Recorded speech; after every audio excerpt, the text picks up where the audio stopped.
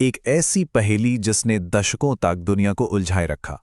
आज हम सबूतों के साथ उस पहेली को सुलझाने वाले हैं। कभी सोचा है कि समुद्र में कोई ऐसी जगह हो सकती है जो बड़े बड़े जहाज़ों और हवाई जहाज़ों को बिना कोई निशान छोड़े निकल जाए? दशकों से एक नाम इस रहस्य का दूसरा नाम बन गया है, बरमूडा ट्रायंगल। तो चलिए एक जासूस की तरह इस केस की गहराई से पड़ताल करते हैं।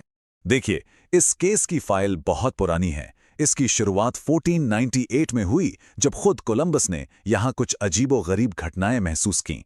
लेकिन 20वीं सदी आते आते ये किस्से और भी भयानक हो गए। 1942 में एक नेवी का जहाज गायब हो गया, कोई सुराग नहीं। फिर आया 1945 का वो दिन जब 5 अमेरिकी बॉम्बर प्लेन्स यानी फ्लाइट 19 एक साथ रेडार से ओझल हो गए। और जानते हैं सबसे हैरान करने वाली बात क्या थी? जो रेस्क्यू प्लेन उन्हें ढूंढने गया था वो भी कभी वापस नहीं आया। तो सवाल यह है कि क्या यहां सच में कोई अदृश्य शक्ति काम कर रही थी, या फिर कहानी कुछ और ही है? चलिए एक असली जासूस की तरह इन सुनी सुनाई कहानियों से पर्दा हटाते हैं और सीधे सबूतों को खंगालते हैं। हर बड़े केस में कोई ना कोई चश्मदीद गवाह जरूर होता है, और हमारे पास भी एक है। 1977 में ब्रूस गर्नन नाम के एक पायलट इस इलाके से जिंदा बचकर निकल आए थे। उन्होंने बताया कि वो अचानक बादलों की एक अजीब सुरंग में घुस गए और प्लेन की रफ्तार अविश्वसनीय रूप से बढ़ गई। उनका यह अनुभव हमारे लिए एक बहुत बड़ा सुराग है, जो हमें कहानियों से निकालकर विज्ञान की ओर ले जाता है। कई सालों तक लोग मानते रहे कि कोई अदृश्य ताकत है जो जहाज़ों और विमानों को खींच लेती है। लेकिन एक जासूस के तौर पर हमारा काम अटकलों पर नहीं, बल्कि ठोस सबूतों पर चलता है। तो आखिर सबूत कहते क्या हैं? तो ठीक है, अब वक्त है इस केस की साइंटिफिक जांच करने का।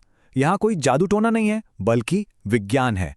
कुछ ऐसी ताकतवर प्राकृतिक शक्तियां हैं जो यहां काम कर रही हैं, और अब हम उन्हें समझने लगे हैं। हमारा पहला सुराग समुद्र की गहराइयों में छिपा है। देखिए, बरमूडा ट्रायंगल के ठीक नीचे समुद्र के अंदर ज्वालामुखी हैं। जब ये ज्वालामुखी फटते हैं तो इनसे भारी मात्रा में मीथेन गैस निकलती है, और यही है हमारे पहले रहस्य का जवाब, अचानक गायब हो जाने वाले जहाज।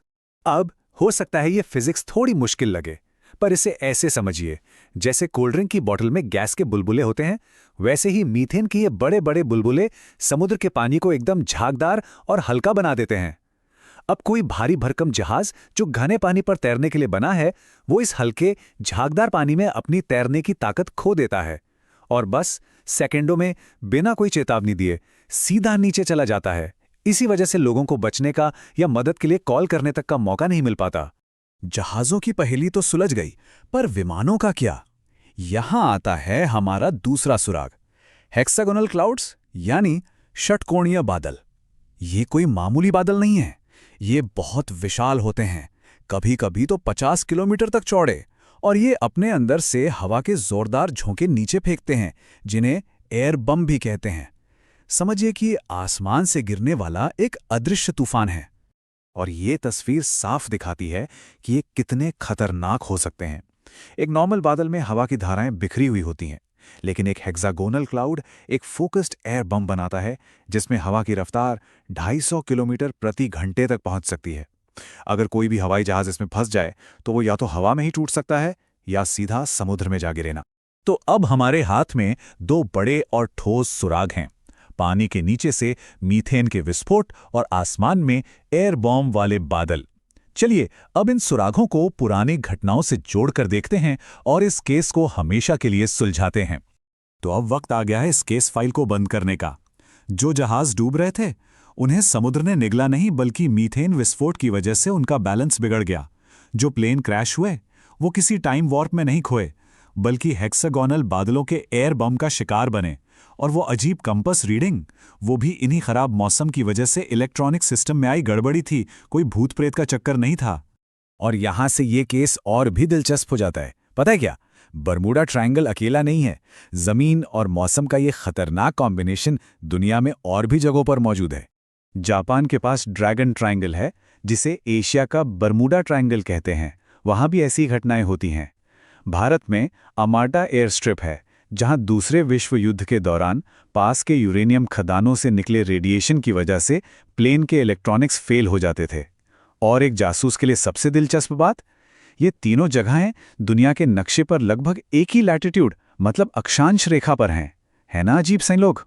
तो इन सारे सबूतों को देखते हुए हमारी इस जांच का फाइनल फैसला क्या है?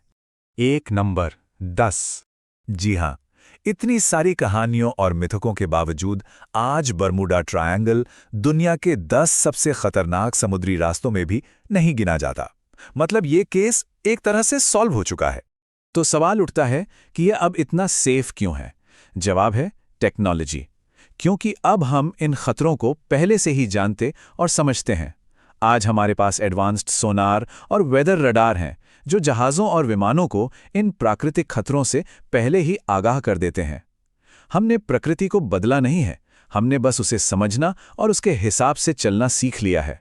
बर्मुडा ट्रायंगल का मामला हमें एक बहुत बड़ी बात सिखाता है कि जिन चीज़ों को हम कभी-कभी अलौकिक या रहस्यमयी मान लेते हैं, वो अक्सर विज्ञान के कुछ ऐसे नियम होते हैं जिन्हें हम उस वक्त तक समझ नहीं पाए होते।